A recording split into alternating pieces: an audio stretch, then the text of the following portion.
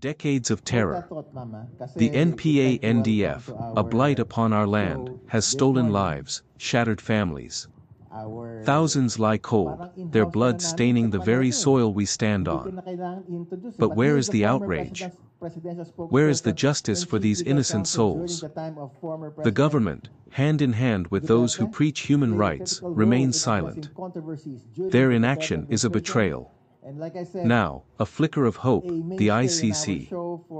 Perhaps finally, those who orchestrated the drug war's carnage will face reckoning. But what of the NPA's victims? Their cries for justice echo through the years, unanswered. Drug addiction. A disease, yes, but a scourge that demands treatment, not the brutality of the streets. We demand a nation where every life holds value, where the rule of law prevails, and where the specter of violence finally fades. Ang tanong for everybody, marami pong ugong-ugong na naririnig sa pagpapalit ng gobyerno at paglalagay ng caretaker government. Ano ang masasabi niyo dito? Una, doon sa kung tumutulong ba ang gobyerno ni Marcos sa ICC investigation, sabi kasi nila, hindi. At palagay ko walang direktang suporta silang ibinibigay sa ICC sa kasalukuyan dahil sa posisyon nila. Pero napakalaki ng indirect support nila sa pamamagitan na lang ng Quadcom. Nabalik ulit sa forefront at nagkaroon ng kahit paano investigation tungkol dun sa patayan. Na iharap ulit itong mga retired na mga general, yung mga police. Na yung iba, nakapagpaliwanag. And most importantly, nakaharap ang mga biktima sa isang government agency at napaniwala itong Committee on Human Rights, si Kong Abante, na hindi alleged or kwentong kutsero lang yung mga patayan. Totoong nangyari. At mayroong pagkilala na itong mga human rights violations na ito ay merong kasalanan ang gobyerno. Kung hindi man direktang pinapatay, si Duterte na rin may sabi mismo kill them all. Kung hindi man direktang pinatay, in-encourage, or on the other hand, this government has the responsibility to investigate these killings. And the 7,640 dead in police operations, walang naging maayos na investigasyon. Paano pa yung umaabot ng 30,000 na pinatay ng unknown perpetrators, lalong walang nangyari doon. Kaya yung Quadcom is an indirect assistance to the ICC, clearly. Secondly, there have been many other ways that they have assisted not only the victims, but also the organizations assisting the victims. Mere recognition that they are victims of a state policy is important. Support in terms of yung actually yung mga other support ngayon, yung psychological, yung assistance nila, livelihood, nakakahingi ng tulong kahit paano sa government through other, hindi naman directly, no, pero I mean through other processes. You have to apply for it. Kaya palagay ko, overall, nagkakaroon ng puwang, pero hindi pa rin buong buo. Kaya panawagan pa rin namin kay Presidente Marcos na buksan ang kaban ng paperwork, ng mga ebidensya na available patungkol dito sa war on drugs. At tingnan na natin kung una, bakit nga nagpapatuloy pa rin ang patayan, and pangalawa, sinong dapat managot doon sa mga nangyaring patayan. With due respect, no, alam po ninyo, ever since sinasabi ko na yung posisyon ni Presidente Marcos Jr. na walang jurisdiction ng ICC ay tama. Sapagkat isang insulto at isang pagsalakay sa territorial integrity at sovereignty ng bansa, kung papapasukin natin ang banyagang institusyon na litisin ang mga timanong tao na nagkamit ng krimen dito sa ating bansa. We have a robust system. Sinasabi na nga namin ever since, kung totoo yan, magdemanda kayo, ang dami na nating dinidemanda, na nakukulong naman. So bakit kailangan ng ibang bansa ang makialam sa atin, ibang institusyon? Di ba? Hanggang ngayon, wala namang kaso. At sinasabi nila, alam mo, natatawa lang kami dun sa 30,000 Kaya nga na sinabi ni Presidente Duterte, sige, magdemanda na kayo. Unang tanong ko sa inyo, ano yung 30,000? Bigyan nyo nga ako ng listahan. Ano mga pangalan yan? Under what circumstances were they killed? Sinong pumatay dyan? Hindi nila ibibigay sa hukuman Kaya wala. Madali sabi, hindi totoo. Kasi ang official record ng mga pulis ay 6,000 lang eh. Yung 30,000 na yan, nagsimula yan kay Rappler, si Maria Ressa. Kasi I confronted her. Sabi ko, Maria, where the hell did you get 30,000? Kasi siya nag-umpisa yan. Well, I just copied it from another news source. Ayan, kaya naniwala sa'yo kasi medyo maganda ang kredibilidad mo nun. Kaya lahat, niyakap yung 30,000. Hanggang ngayon, 30,000 na sinasabi nila. Pero sir, may 6,000. 6,000 yung recorded Lang. in connection with the performance of the duties of the police. Kaya nga sinasabi namin ever since, i-demanda nyo. Hindi po pwede yung puro propaganda laban sa mga Duterte. Eh hanggang ngayon, wala kayong demanda. Sige sir, see you in the ICC. Sige, Dodi, go ahead. Baka mayroon mag-respond pa to this lovely lady's question. Yung Ano ba? disbarment daw. Do you have any comments, ma'am? Ngayon lang ba yung final? Ngayong umaga, yung disbarment? Well, hindi ako abogado, no? So, hindi ko alam yung mga basis ng IBP o sa Supreme Court ba yan, kung ano yung mga basis dun sa disbarment. Pero personally, para sa akin, no, dapat lang ma-disbar doon sa nangyaring, yung involvement ni President Duterte, no, doon sa EJK nung panahon niya. Yung mga ginagawa niyang mga pagmumura na hindi dapat yata ginagawa yon ng mga abogado, 'di ba?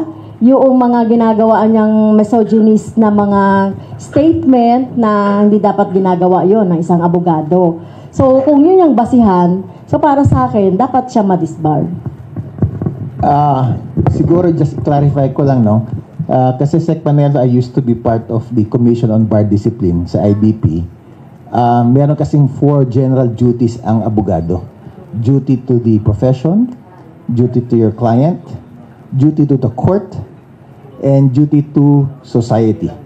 So hindi natin alam kung ano yung ginamit na ground. So very difficult to speculate at this time. Okay, go ahead. Good morning. Ano kaya hinihintay ni House Speaker Romualdez para umpisahan ang impeachment process? Ano ba yan? Bumabalaan, sa tingin niyo ba bumabalaan siya? O ano kailangan niya para mahimasmasan siya na dapat simulan na yung impeachment process? Saka doon pangalawa, related. Diba tapos sumunod sila sa batas? Or talagang kung merong ganyang initiatives for impeachment sa lower house, diba sumunod sila sa batas at isulong nila at walang silang magpa-pressure sa Iglesia ni Cristo o sa anong simbahan o na denomination. Ano kaya kailangan ni Speaker Romualdez para may masmasan siya sa bisita po natin? Tama po, naniniwala po ako dun sa inyo, no, na dapat talaga gampanan na ng Kongreso yung kanilang katungkulan. Dito na kapag may sinubmit na impeachment ay dapat na aksyonan. Pero siguro po, kagaya na sinabi ko kanina, baka nagbabala-balanse pa ang leadership ng Kongreso, no? Kasi pagkatapos ako personally, alam ko may makukuha talaga yung 103 na yan. Kapag nagkaroon ng party decisions talaga na talagang ituloy itong impeachment. Kaya lang, ang nagiging problema siguro, tinatansya rin nila yung composition ng Senate sa ngayon. No? Kaya siguro, yun ang tinitignan po nila siguro. Kasi gusto nating magtagumpay itong impeachment. Thank you very much, ma'am. Congressman Castro, salamat po. Okay, go ahead, please. Good morning po, Lenesca, GMA News Online.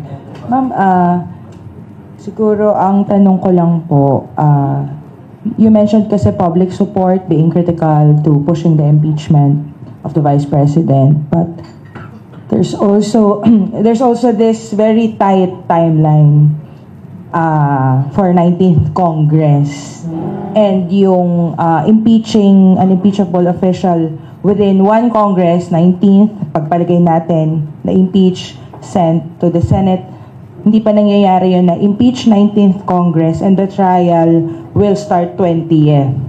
So it has never been done before. So yun ma'am, parang ma-matter pa ba yung public support at this point given that the timeline is very tight? Like pag tinotal ko, a month na lang eh. 3 weeks and then 1 month sa June. I mean, how can an impeachment conviction be reached with such timeline? So may bigat pa ba ang public support at this point dun sa impeachment ni Vice President? So siguro ang worry natin from 19 Congress, yung impeachment na complaint. Tatawid siya ng 20th Congress, nasa Senate na yan. So tingin ko naman pwede pa rin. Hindi naman ito kasi pangkaraniwang batas na pag natapos na yung Congress, parang uulit ka na naman. Ito kasi, katulad ng Senate, continuing naman yan eh. May natitira pa yung 12. Pagdating after ng election, meron ng mapoproclaim na another 12. So doon, kapag nakasampa na yon sa Senate, yun yung pwede nilang pag-usapan. So, tingin ko pwede naman yung mag-continuous. Dagdag ko siguro. Saka si Senator. Important yung point about the Senate being a continuing body kasi ang nakalagay lang naman sa Constitution, if the House refers this na valid, okay na sa kanila, to the Senate, then the Senate will constitute itself as an impeachment court. It doesn't specifically say kumbaga, dapat ba previous Congress, gano'n. Parang, we have to look at the House and the Senate as institutions. As long as the House forwards this, regardless of who its members are or were, as long as it's the House that forwards it to the Senate as an institution, then it should be valid. As regards the timeline, baka kasi nape-pressure tayo dahil nga matatapos na yung 19th, yung 20th, that should end it because this impeachment complaint could be processed continuously. Okay. And as soon as forwarded to the Senate. And then yung yung time could be erased entirely if there are 103 signatories or endorsers to an impeachment complaint, it will be referred straight to the Senate. Kaya dun sa mga natatakot, parang usapin to ng all or nothing. All in tayo dito. Pag all in, mas mabilis. Before I give my thoughts on that, let me respond to Kong Castro's statement that kailangan ma-disbar because of the extrajudicial killing involvement. Number one, no court has yet to convict the former president of any crime involving these so-called extrajudicial killings. So wala na kagad basis. Number two, yun naman pagmumura niya, yung pagmumura naman niya, if you notice, it's an expression of outrage. Outrage lang yun. So wala namang doon. So pagdating naman doon sa timeline na sinasabi, wala yan. Sir, yung question lang po, nagmamatter ba ang public support sa impeachment given the tight timeline? Kumbaga, yung timeline-wise, medyo masikip. Regardless of public support, yung mga members ng Congress, kung gusto nila ituloy, tutuloy yun. But of course, the risk, ang danger doon, pag kumontra ka sa publiko, may problema ka. Thank you, sir. Actually, ipasok ko din nga, baka nagpag-isipan na parang politika to. So, Duterte versus Marcos is, hindi At the core of this, may nalabag na batas, may umabuso. Importante bang panagutin? Oo. Kaya palagay ko, majority of the public support the impeachment complaint looking for accountability. Ipaliwanag ko anong nangyari sa pera namin. Thank you po. Unang-una, yung whether may nilabag or not, hindi pa natin alam yun. Yun ang akusasyon.